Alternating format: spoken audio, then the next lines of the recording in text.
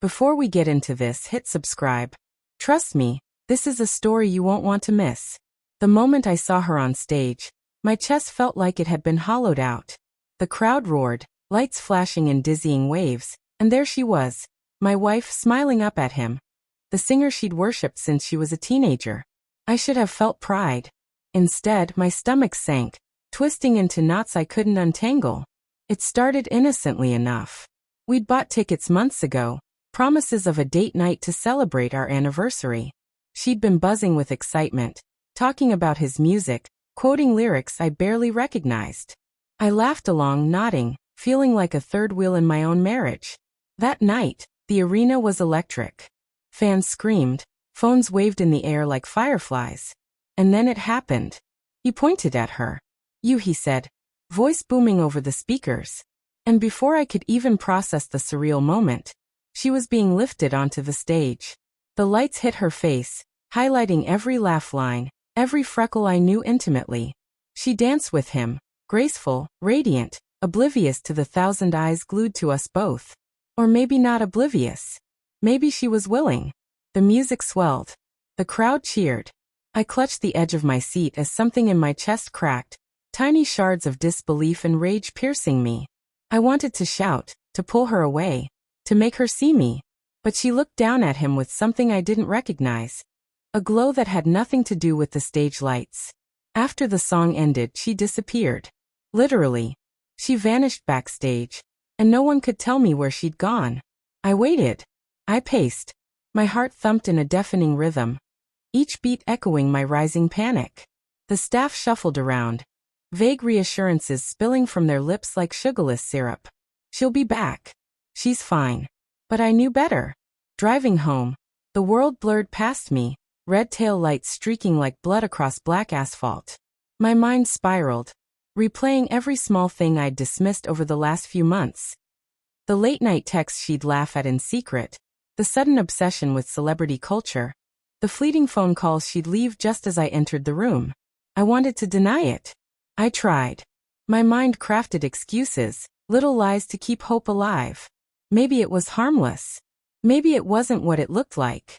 When she finally walked in the door hours later, her perfume hit me first, a scent I didn't recognize, spicy and sharp, clinging to her hair. She smiled at me like nothing had happened, like the night's chaos was a costume she'd shed effortlessly. "I'm sorry I took so long," she said, voice light, casual. "They had some after-party thing. You know how it is."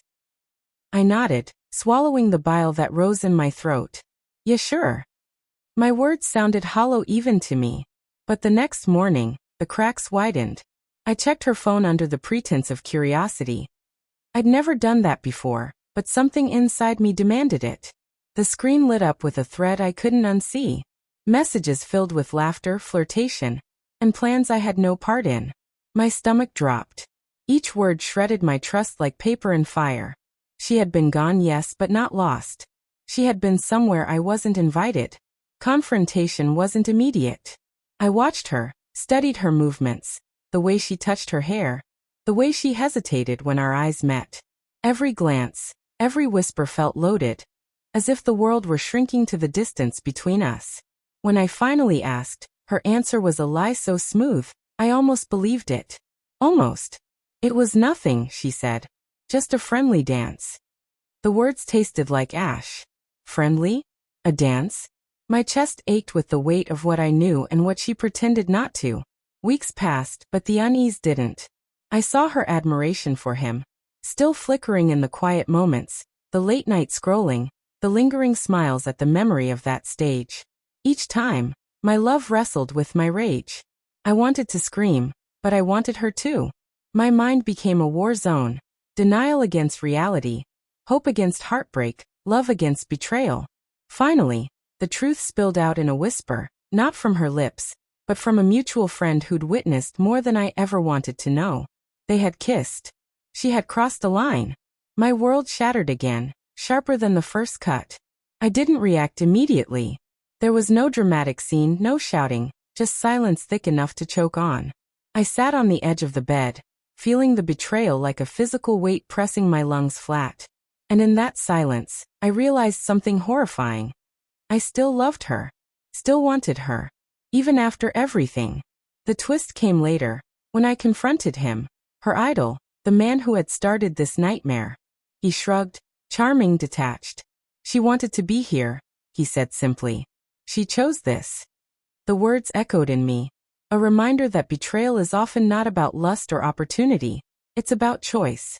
She came back that night, apologies and tears spilling freely, but I had already changed. I could see her, love her even, but never trust her in the same way again. Some losses don't heal. Some betrayals leave marks invisible to the eye, but permanent on the heart.